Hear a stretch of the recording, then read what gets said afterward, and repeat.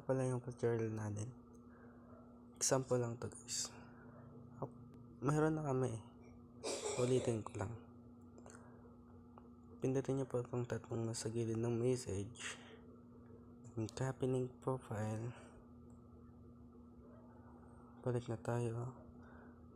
Pindutin natin po itong tatlong guhit sa taas, yung profile. Ulitin ko lang guys. At ito po, hanapin natin po ang bio. Ito nga po pala yung dati namin. At isave mo natin.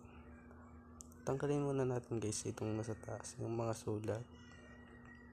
Huwag yung number. At dadagdagan natin ng A na sundin nyo na lang guys.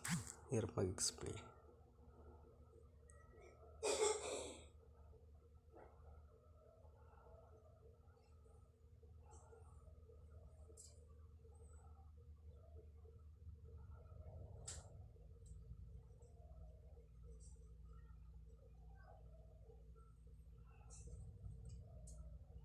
So yun guys, tapos na tayo. Save na natin.